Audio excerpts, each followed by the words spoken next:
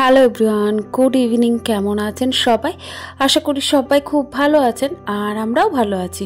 আমার আরও একটা নতুন ভ্লগে আপনাদের সবাইকে স্বাগত জানাই। সন্ধে প্রায় হয়েই এসছে, বিকেল 5টা মতো বাজে। আর এদিকে সন্ধে দেব বলে এই যে জানলা দরজাগুলো বন্ধ করব, খাটের বিছানার চাদর টাদরগুলো একটুখানি ঝাড়াঝুড়ো করে টান টান করব। এই বিকেলবেলাকার এই সমস্ত টুকিটাকি কাজগুলো সন্ধ্যা দেওয়ার আগেই চেষ্টা করি সমস্তটা করে নিতে।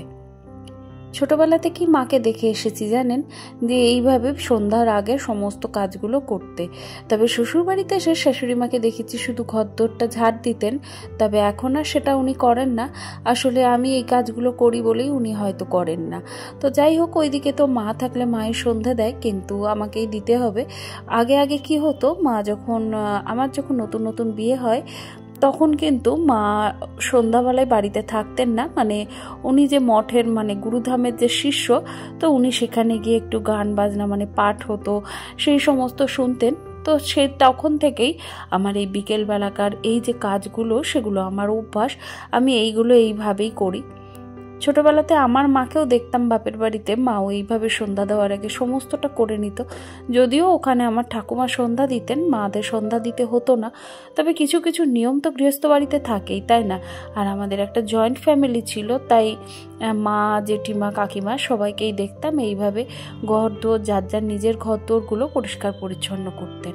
আর আমাদের তো গ্রাম সাইডে বাড়ি, বড় উঠোন ছিল, তো তারা কি করতো, তারা উঠোনটাও ঝাড় দিত। আসলে গ্রামের দিকে অনেকই নিয়ম কানুন আছে, যেগুলো আমরা শহরাঞ্চলের মানুষ কিন্তু জানি না বা করাও হয় না। ব্যাস, আমার ঘরদোর ঝাড় দেওয়া আর উঠোনের এই সামনেটুকু একটু ঝাড় দিয়ে নিলাম। তো চলুন ঘরে যাই, হাত মুখ ধুয়ে এবার ঘরে যাব। আর এখানে বাসন কয়েকটা আছে, বাসনগুলো তুলবো। আর নিচের এই দড়িতে জামা কাপড় তো ছিল না, শুধু সোনার বাবার একটা প্যান্ট ছিল, তো সেটাই আমি তুলে নিলাম। আর এবার দেখুন বাসনগুলো তুলে এখন ঘরে রেখে দিই। বাসনগুলো যখন সন্ধ্যা দেওয়ার সময় চা করব সন্ধ্যাবেলায়, তখন এগুলো গুছিয়ে নেব।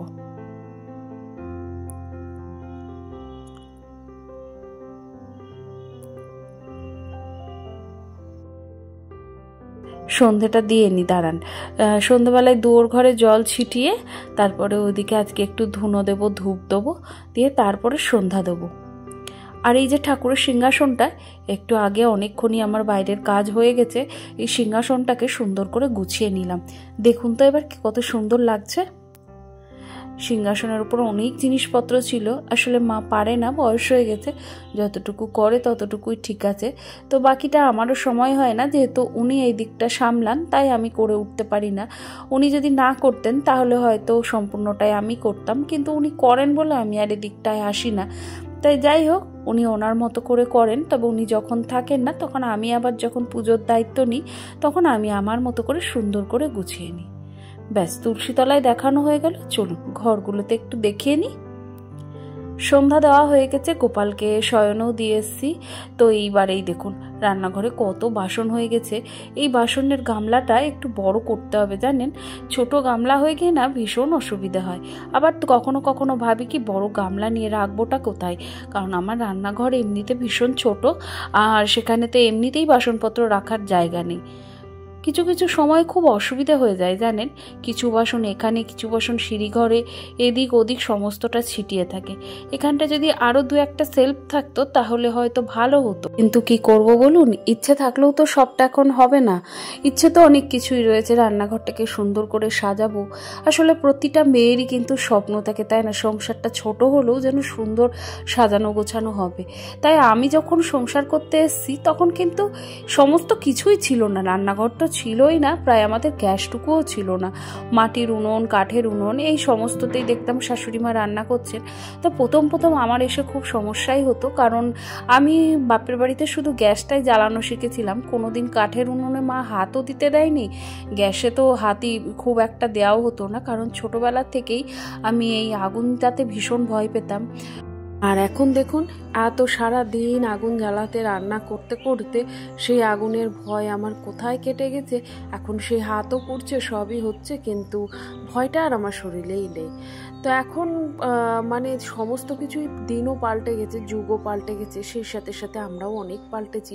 আজকে সেই চালা ঘরও নেই, সেই রকম রান্নাঘরও নেই। একটা সময় ছিল জানেন, বৃষ্টি পড়ুক জল পড়ুক তার মধ্যে দাঁড়িয়ে দাঁড়িয়েই রান্না করতে হবে, কাঠের উনুনে রান্না, গুলে রান্না, কালি হাঁড়ি কড়াই মাজা, এই সমস্ত কিছু করতাম। কিন্তু এখন আর সেটা নেই জানেন, অনেক কষ্ট করেছি। আজকে সেই কষ্টটা করেছি বলেই হয়তো আজকে ভগবান আমাকে এত কিছু দিয়েছেন।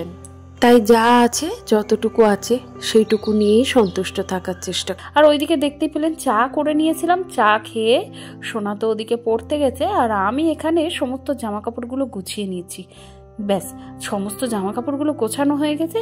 এবার চলুন জায়গা মতো রেখে দিই। আলনার জিনিস যে কটা আলনায় থাকে সেগুলো আলনাতেই গুছিয়ে রাখি। আর আমার এই ঘরে ঢুকতেই আলনাটা যেহেতু সামনে থাকে, তো তাই সবসময় চেষ্টা করি আলনাটাকে গুছিয়ে রাখার। আর এই আলনা গোছানো, খাটের বিছানার চাদর টান টান করে রাখা, ঘর দোর গুছিয়ে রাখা, এটা আমার ছোটোবেলাকার অভ্যাস জানেন। আমার মা আমাদের দুই বোনকেই কাজের একটা ভাগ করে দিয়েছিল। তো আমি ছোট থেকেই ঘর গোছাতে ভীষণ ভালোবাসি। তো সেটা যেভাবেই হোক, তো বাবার বাড়িতে তো অতটা সামর্থ্য ছিল না সব কিছু কিনে কিনে এনে করার। তবে এটুকু পারতাম জানেন, বিভিন্ন রকমের তখন ওই যে এক কালারের যে সুতির কাপড়গুলো হতো সেইগুলোতে বিভিন্ন রকমের ডিজাইন, সেটা ফেব্রিক দিয়ে হোক বা সুতো দিয়ে সেলাই করে হোক, বিভিন্ন রকমের কাজ করে করে গোটা বাড়িটাকে আমি সুন্দর করে সাজাতাম। তাই সেই কিছু অভিজ্ঞতা থেকে শ্বশুরবাড়িতে এসেও কিন্তু আমি সাজাই। এই যে বিভিন্ন কিছু দিয়ে ঘরদোরকে সাজিয়ে গুছিয়ে রাখি, এতে কিন্তু আমার বাড়ির সকলেই কিন্তু খুব ভালো বলে জানেন। যদিও মধ্যবিত্ত পরিবারের গৃহবধূ আর স্বামীরও ইনকাম কম, দিন আনা দিন খাওয়া, পাবলিক বাসের কন্ডাক্টর, এখানে যা রোজগার হয় তাতে করে সংসার চালানো, মেয়ের পড়াশোনা, সমস্ত কিছু, বাড়িতে দুজন বয়স্ক মানুষ রয়েছে, আর যেহেতু বাড়ির বড় ছেলে তার আলাদা একটা দায়িত্ব রয়েছে। তাই সব কিছু মিলিয়ে মিশিয়ে তার যা ইনকাম তাতে করে কিন্তু সংসারটাই মোটামুটি চলে। এরপরে নিজেদের ভবিষ্যৎ বলে কোনো কিছু হয় না। আর এই গাড়ির কাজ করে ভবিষ্যৎ করাও যায় না, এটাও ঠিক কথা জানেন। তো তার মধ্যে থেকে হ্যাঁ, শখ শৌখিনতাগুলো তো থাকেই। তো এর মধ্যে থেকে আমি আর বলতেই পারি না যে আমি এই জিনিসটা আমার ঘরের জন্য কিনবো বা কোনো কিছু করব। তাই এইভাবে নিজের মনের মতো করেই ঘরটাকে গুছিয়ে রেখেছি। জানি না কেমন লাগছে, তবে আমি চেষ্টা করি সব সময় আমার সংসারটা সাজিয়ে গুছিয়ে টিপটপ গুছিয়ে পরিপাটি করে রাখা। আর এই তো আজকে সোনা রাত্রিবেলায় কিন্তু ভাত খাবে না বলেই দিয়েছে, কারণ ও রাত্রির ভাত জিনিসটা খুব একটা পছন্দই করে না। এমনিতেও শ্যামলীদি ভাই এর আগের দিন বলেছিল আমাকে যে আমার ধৈর্য অনেকটাই, কারণ যে আমি এইভাবে একের পর একজনার এক এক রকমের রান্না আবার ধৈর্য ধরে সেগুলো করি। কি বলো তো দিদিভাই, আমাকে এইভাবেই 19টা বছর চালিয়ে যাচ্ছি, আর এটাই এখন আমার অভ্যাস হয়ে গেছে। কে কী পছন্দ করে সেটা খেয়াল রাখি, আর খেয়াল রেখে করতে করতে আমার এখন আর কোনো কিছুই মনে হয় না। হ্যাঁ, প্রথম প্রথম খুব সমস্যা হতো জানেন, এক একজন এক এক রকমের খাবার, তো তারপরে এখন আর সেটা অসুবিধে হয় না। ওই যে সমস্ত কাজটা একটা প্ল্যান মাফিক হয়ে যায়। আর এদিকে এই দেখুন ঘরে যে কটা সবজি ছিল সমস্তটাই কেটে কুটে নিয়েছি, আর 2-1 পিস চিকেন রয়েছে। ওই এই দিনকে যে চিকেন এনেছিলাম, তো সেই চিকেন থেকে সলিড পিস 2 পিস রেখে দিয়েছিলাম, কখন আমার সোনার কি বায়না হয়, তো তাই জন্যে। আর ওইটা দিয়েই এখন একটু স্যুপ মতো করে দেবো, চিকেন স্যুপ। তো সবজি দিয়ে করে দিচ্ছি। আর এটা এমনিতে খুব ভীষণ হেলদি, আর খাওয়াও কিন্তু ভালো। এটা যে কোনো মানুষ খেতে পারে, আর খেতে কিন্তু ভীষণ টেস্টি হয়। তো কড়াই একটু বাটার দিয়েছি, বাটারের মধ্যে একটু আদা রসুন পেস্ট ছিল, তো সেখান থেকেই দিলাম। এটা কুচিয়ে দিলেও কিন্তু কোনো সমস্যা হয় না, তবে আমার কাছে পেস্টটাই ছিল, ওই জন্য আর আদা রসুনটা কাটতে ইচ্ছে করলো না জানেন। তো এই তো দিয়ে দিয়েছি, আর সমস্ত সবজি দিয়ে চিকেনটা দিয়ে একটু গোলমরিচ একটু লবণ দিয়ে ভালো করে ভাজা না ঠিক, মানে কড়াইয়ে একটু হালকা হাতে ফ্রাই করে নিয়েছি। তারপরে দেখুন পরিমাণ মতো জল দিলাম, একটু সয়া সস দিলাম। সয়া সস চাইলে দিতেও পারেন, আবার নাও দিতে পারেন। আর এই দেখুন ফুটে গেছে, সবজিগুলো সেদ্ধ হয়ে গেছে। তারপরে দিয়ে দিলাম কয়েকটা ধনেপাতা, আর এতে কিন্তু স্মেলটা খুব সুন্দর আসে। একটা ডিমও ফাটিয়ে রেখেছিলাম, সেটাকেও দিয়ে ভালো করে নাড়াচাড়া করে দিলাম। আর এবার দিয়ে দিলাম কর্নফ্লাওয়ার। ব্যাস হয়ে গেল আমার স্যুপ। চলুন এটাকে এবার একটু নামিয়ে রাখি, আর ওদিকে বাটারটাও, ব্রেড আর বাটার সেঁকে দেবো। তার আগে ঘরে গিয়ে দেখুন কি হচ্ছে, এই যে এই ভদ্রলোককে দেখছেন, এই ভদ্রলোক প্রায় নিখোঁজ হয়ে গেছিল জানেন। আমাদের বাড়ির ছোট থেকে বড় সকলেই কিন্তু এর জন্যে খুব মন খারাপ ছিল। আসলে আমার আর আমার সোনার ভীষণ মন খারাপ করছিল যে বিয়ে বাড়ি থেকে এসে ওকে আর দেখতেই পেলাম না, কি ব্যাপার, এই বাচ্চা ছেলেটা কোথায় গেল। তো আমার শ্বশুরমশাইও যে কোনো দিন বিড়াল পছন্দ করেন না, তিনিও বলছেন আচ্ছা বৌমা বিড়ালটা গেল কোথায়। তা আমার হাজবেন্ড যে বিড়াল দেখতেই পারে না, সে বলছে আচ্ছা বিড়ালটা কি কিছু হলো না, কোনো অসুখ বিসুখ হলো না, কোথায় গেল। তো আমিও চিন্তায় পড়ে গেছিলাম, সত্যি কথা একটা মানে কি বলবো, একটা অবলা জীব কোথায় যে গেল। তো হঠাৎ করেই সেদিন দেখলাম চলে এসছে জানেন। আর দেখে না আমার ভীষণ আনন্দ, আর আমার থেকেও আমার মেয়ে ভীষণ আনন্দ পেয়েছে। ব্যাস ব্রেড আর বাটারটা সেঁকে দিয়েছি, দাঁড়ান সোনাকে দিয়ে দিই, ওর ভীষণ খিদে পেয়ে গেছে। আর এই সমস্ত জিনিস হলে ওর তো আর খিদে ধরেই রাখতে পারে না। আর এই টাইপের যে স্যুপ বা এটা চিকেন দিয়ে করা হয়েছে বা ভেজিটেবল স্যুপ, টমেটো স্যুপ, এই টাইপের স্যুপগুলো রাত্রিরে খাওয়া ভীষণ ভালো আর ভীষণ হেলদিও এবং টেস্টিও। আর এগুলো না ওয়েট লস করতে খুব সাহায্য করে, কারণ আমার সোনা একটা সময় ছিল খুব হেলদি ছিল, তো এই জাতীয় খাবারও ভীষণ খেত আর সেটা খেয়ে কিন্তু ভীষণ উপকার পায়। চলুন রান্নাঘরে এবার আমার জন্য অপেক্ষা করছে এই যে এতগুলো বাসন, এই বাসনগুলো মেজে এখন রান্নাঘর পরিষ্কার করে তারপরে স্কিন কেয়ারটা করে নেব। কিছু কিছু সময় এমনও হয় ভীষণ ক্লান্ত থাকি, তখন আর ইচ্ছে করে না জানেন। তবে এখন বুঝতে পেরেছি যে নিজেকে ভালোবাসাটা আগে প্রয়োজন জানেন। নিজে যদি অসুস্থ হই বা নিজে যদি খারাপ থাকি, তাহলে কিন্তু পৃথিবীর কেউ কিন্তু আমার সেই মূল্য দেবে না।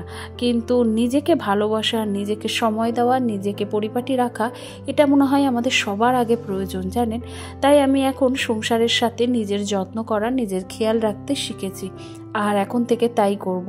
নিজে ভালো থাকবো, নিজেকে খেয়াল রাখবো, নিজের যত্ন করব। আর এই তো এদিকে রান্নাঘরের সমস্ত বাসনগুলোকে ধুয়ে গামলায় উবুর করে দিলাম। আর এইবার হালকা হাতে এই যে ভিম লিকুইড জেল, জল, ভিনিগার আর খাবার সোডা একসাথে একটা স্প্রে বোতলে রেখেছি, সেটাকে একটু স্প্রে করে ভালো করে মুছে নিলাম।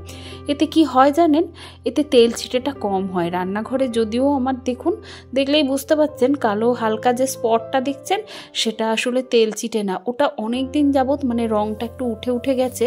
আসলে আমাদের এই রান্নাঘরটা না, এটা ওয়ালটা পুট্টি করা নেই, তো তার উপরেই কালার করা হয়েছিল। আসলে যখন রান্নাঘরটা হয়েছিল তখন যেটুকু আমাদের কাছে সামর্থ্য ছিল তার মধ্যে দিয়েই আমরা করেছিলাম। তবে ভবিষ্যতে ইচ্ছে আছে এটাকে ওয়ালটাকে পুট্টি করে তারপরে কালার করা। তো ততদিন এখানে যতই ঘষা মাজা করি না কেন, এই কালো ভাবটা কিন্তু আমি তুলতেই পারিনি। তো ব্যাস ওদিকে তো আমার কাজ হয়ে গেছে, নিজের স্কিনটাকেও একটুখানি কেয়ার করে নিয়েছি। তবে আজকে না আর ওই প্যাকটা মাখতে ইচ্ছে করছে না, আজকে ডিরেক্টলি ময়শ্চারাইজারটা মেখে তারপরে শুয়ে পড়বো। সারাটা দিন এত পরিশ্রম যায়, দিনের শেষে মনেই হয় না যে একটু বসি বা নিজের একটু খেয়াল রাখি। তবে এর মধ্যে থেকেও করতে হয়। এই যে এইটা নতুন এনেছিলাম, এটা হচ্ছে ওই দ্য সৌমিজের মিন্ট ময়শ্চারাইজার, সেটাই নিয়ে এসেছিলাম। তো এটা ভীষণ ভালো, একটু ভারী কিন্তু খুব ভালো জানেন। এরপরে একটু শোবো আর ভিডিও এডিটের কাজটাই করব। তাহলে চলুন আজকের ভিডিওটি এখানে শেষ করছি। আর ভিডিওটি কেমন লাগলো অবশ্যই কিন্তু জানাতে ভুলবেন না।